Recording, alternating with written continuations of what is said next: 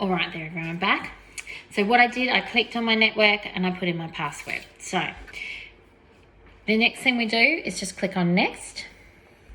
Now, this is where we're going to be connecting to CookieDoo. So I hope you've already set up your CookieDoo account. If not, jump onto www.cookiedoo.com.au and you just need to create a new account with your email, create a password, and once you've got that email and password, you're good to go. All right, so I'm just going to flip this around because it's really hard for me to type out when I'm back to front. So bear with me for 2 seconds, and I'm just going to throw this one in.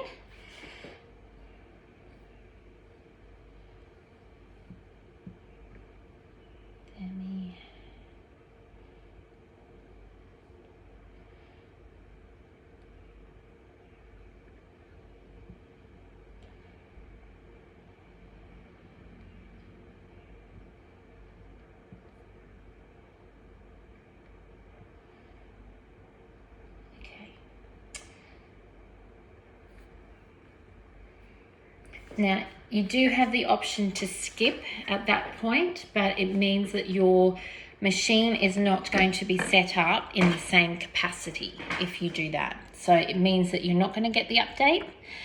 It also means that you are not going to have access to all the CookieDoo recipes, and but you've got 6 months free CookieDoo subscription. So well worth doing that step. But just in case you see the skip button there and you think, oh, I can't be bothered doing that now, just do it. So, all right, so welcome Rachel Rayner. So we're clicking on next. This is going to go through now all the safety bits and pieces. So I'm just going to scoot through all of these ones. Do you have a little read of them the first time round? And I will shoot you through a second video. Okay, so this is where it is telling me, if you can read that one, that a newer version of the software is available. So this has come out since this machine was made and it's been in transit. So yes, absolutely, we want to do that one. So we're going to click on next. Okay, so now we're connected to CookieDoo. We do want to update it. Okay, so it's going to be going, it's telling me that it's downloading that software update, and I've got 4 minutes remaining. So essentially, that is setting up your machine. So once this update is done, I won't keep you on for the next 4 minutes while it does it. You've got access then to everything. I will do another little CookieDoo video for you guys so that you can go through and see about searching and all that sort of thing. My tips with searching is that, as I was talking before, your machine automatically picks up that you are in Australia. So you're going to get the Australian collections. It's about, I think it's around about just over 2,000 recipes in the Australian collection. But don't forget that there are so many more recipes worldwide. So if you're going to do a search, I always recommend click off Australia in your filters and put in English, because that opens you up to recipes that are in the UK, the US and Canada and New Zealand. And it gives you a greater breadth of search. If you do find a recipe that is in pounds and ounces, because the American ones are, it will automatically weigh in pounds and ounces. So a little bit trippy for our brains, where we go, I don't actually know how much I'm putting in there. General rule of thumb is about times by 30, I think it is. But just as a bit of a guide, so if you've got 3 ounces, it's about 90 grams. But yes, that's all there, very easy to do. You're just doing like for like in terms of your weights. Now, when you're using your guided cooking, it is not do as I say cooking. It is guided cooking. So don't forget, you can tweak things, you can change things, you can adjust things to taste. So your guided recipes are there as a guide, and they're fabulous for that reason.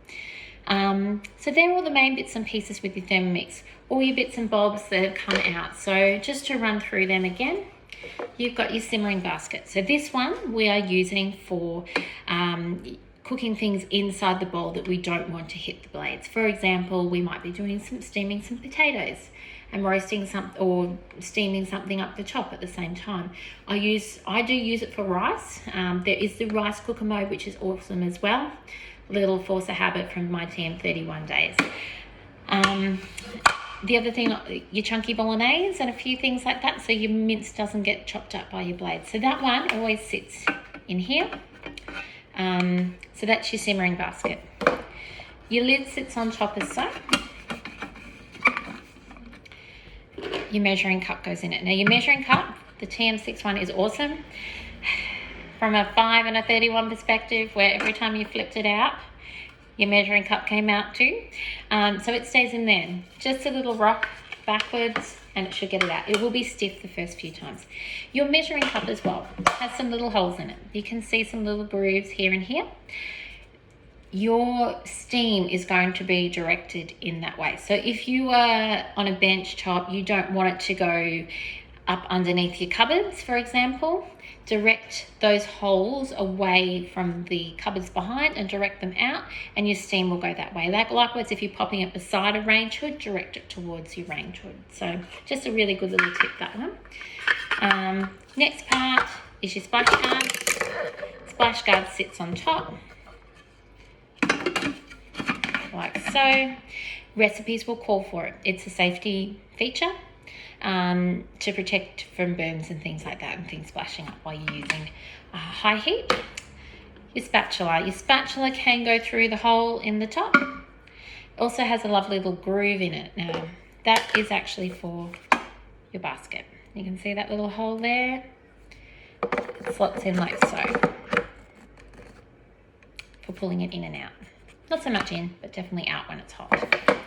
And your varoma, I can reach it, excuse me, reaching across the camera there, sits at the top there, like that.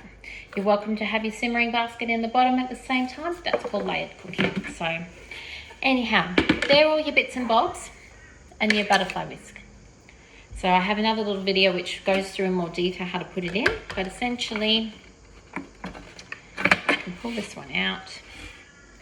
You've got a high blade and a low blade, and we're looking for the blunt side of that high blade. So one side you can see is a little tapered and short, and the other side is thick and stubby, and that's the one you're looking for. Blunt side of your high blade. So a very short little one there. Okay, and no more than speed 4 with your butterfly whisk as well. All right, so that's your Thermomix. We've unboxed it, and you're on your way. So any dramas at all, please call me. And if there is anything that you need help with along the way, if you're in the middle of a recipe and think, I don't know how to do this, just call Rach, okay?